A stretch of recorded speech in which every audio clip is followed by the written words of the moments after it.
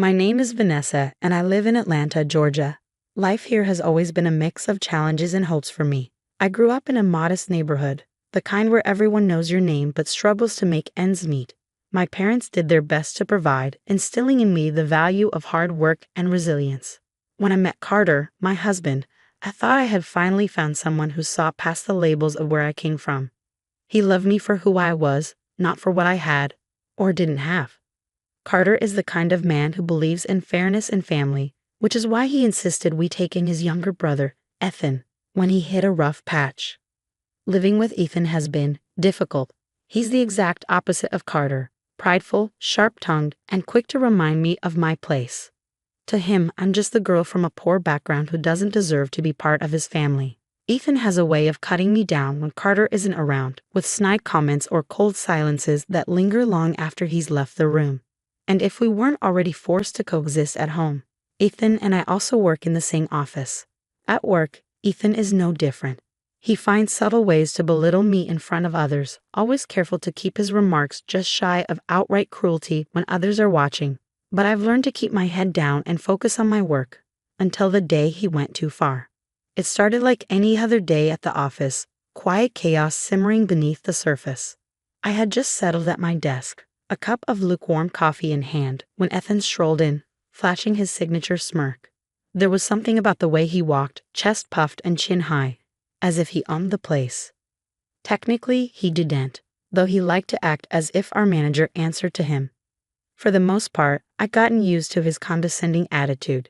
At home, he tossed comments about my thrift store outfits or the cheap meals I made. At work, he'd undermine me in meetings, interrupting with, "Actually, Vanessa, I think you might be wrong," before twisting my ideas into his own words. Annoying, yes, but not unbearable. Until that day. It was just before lunch when it happened.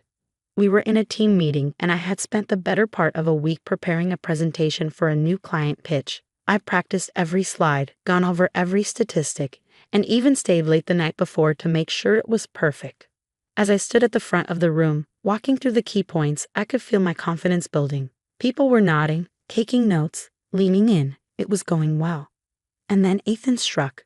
He leaned back in his chair, a smug grin spreading across his face, and said loud enough for everyone to hear, "Impressive presentation, Vanessa." It's almost hard to believe it came from someone who grew up scraping by on food stamps. The room went silent. My hands froze mid-gesture, the laser pointer trembling slightly between my fingers. I could feel the heat rising in my face, but I didn't know what to say. Should I laugh it off? Pretend I hadn't heard him? Defend myself?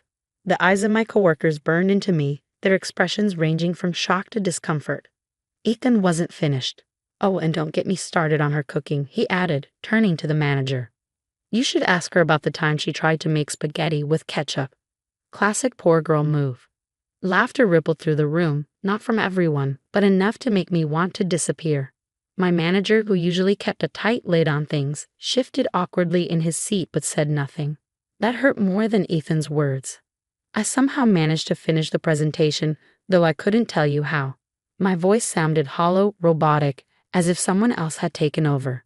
When it was finally over, I rushed to the restroom, locking myself in a stall as tears streamed down my face. I thought about Carter, about how he'd always stood up for me when Ethan pushed too far at home. But here, at work, it was different. Ethan had power, not real power, but the kind that comes from charisma and connections. He'd been at the company longer than I had, and I knew speaking up would only make me look weak, or worse, unprofessional. When I got home that evening, I couldn't hide my emotions from Carter. He noticed the moment I walked through the door. "Vanessa, what's wrong?" he asked, his brow furrowing as he took my bag and guided me to the couch. I hesitated, but the words came tumbling out. I told him everything. Ethan's comments, the laughter, the humiliation. Carter's face darkened with each word. "He said that? In front of everyone?" His voice was tight, controlled, but I could see the anger simmering beneath the surface. I nodded. It's not the first time he's made digs at me, but today was different. He crossed a line. Carter didn't hesitate. "He's gone." "What?" "I mean it, Vanessa. He's gone. I've let him stay with us because he's my brother, but this? No, not anymore. Part of me wanted to protest, to tell Carter that kicking Ethan out wouldn't solve anything. But another part of me, tired, angry, and hurt, was grateful. That night, Carter confronted Ethan. I stayed upstairs, not wanting to hear the argument. When I finally came down, Ethan was gone, his belongings packed into hastily stuffed bags. For the first time in months, our home felt lighter. But I knew this wasn't the end. Ethan wasn't the kind of person to let things go quietly. A year can change a lot. For me, it was the difference between enduring humiliation and standing tall in a position of power. After Ethan left our house, life felt quieter, simpler, and a little more peaceful.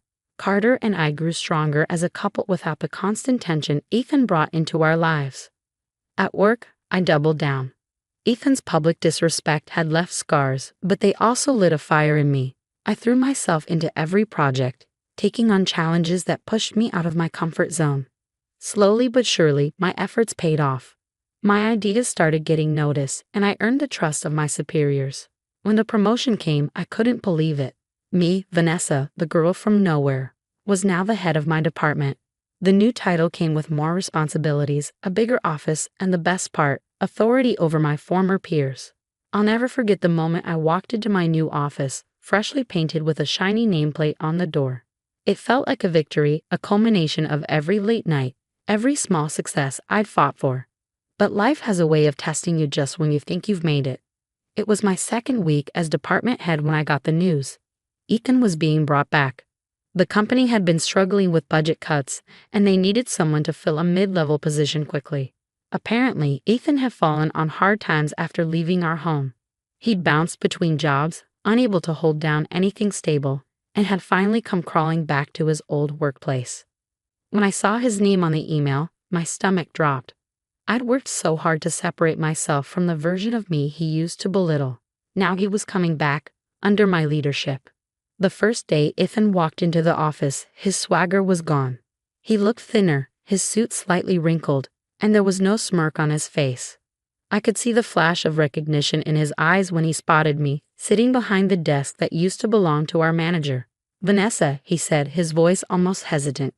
"Congratulations on the promotion." It was the first time I'd heard him say my name without a sneer. For a brief moment, I felt pity for him. But then I remembered every comment, every laugh at my expense, and the way he'd made me feel so small. I gave him a curt nod and went back to my work.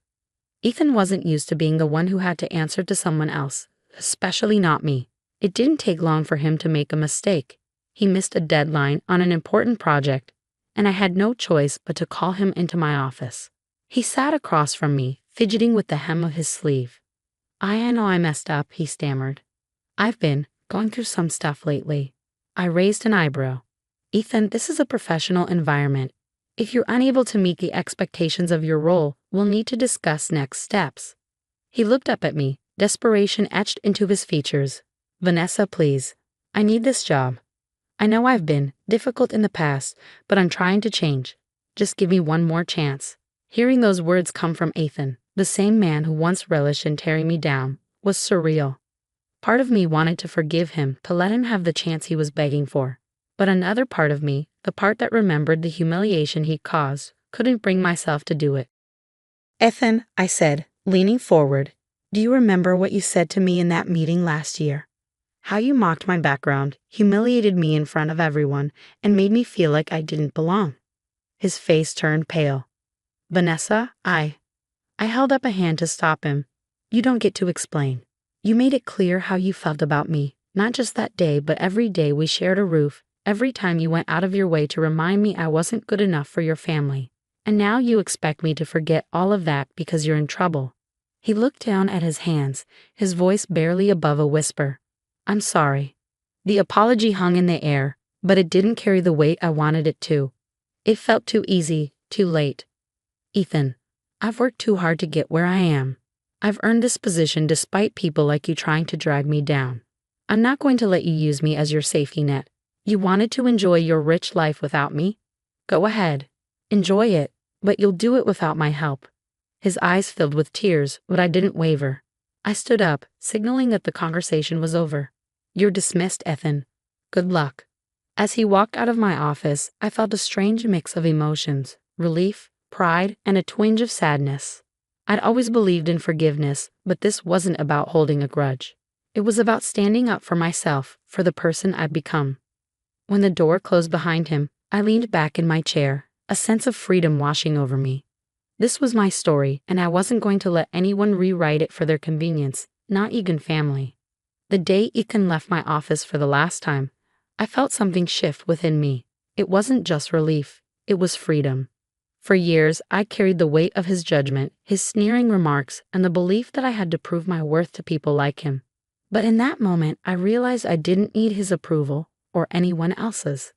Life moved on, and so did I. The first few weeks after that confrontation were a blur of work, meetings, and deadlines. My team thrived under my leadership, and I began to find joy in the challenges of my new role. It wasn't just about the title or the paycheck. It was about knowing I'd earned my place, not because of where I came from, but because of who I'd become. At home, Carter was my rock, as always. When I told him about Ethan's plea and my decision to stand firm, he wrapped me in his arms and said, "I'm proud of you, Vanessa. You deserve to be happy, and you don't owe anyone anything." His words stayed with me, echoing in the quiet moments when doubt tried to creep in. I started investing more time in myself and the things I loved. I took up painting again, something I hadn't done since college. My evenings were no longer consumed by stress or tension. Instead, they were filled with color and creativity. I even joined a local art group where I met people who shared my passion and supported my journey. And my friends, they were my lifeline. Over time, I realized how much I'd isolated myself, first out of shame for where I came from, and later out of fear of judgment. But now, I surrounded myself with people who lifted me up, who celebrated my successes and stood by me through challenges. As for Ethan, I don't know where he ended up, and truthfully, I don't spend much time thinking about it. I hope he finds his own path, just as I found mine. But I've learned that forgiving someone doesn't mean letting them back into your life. Sometimes the best thing you can do, for them and for yourself, is to let go. Looking back, I'm proud of the woman I've become.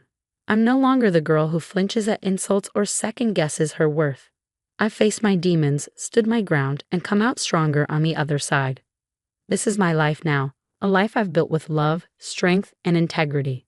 A life where I am no longer defined by my past or anyone else's opinion. And for the first time in years, I feel truly, unapologetically free.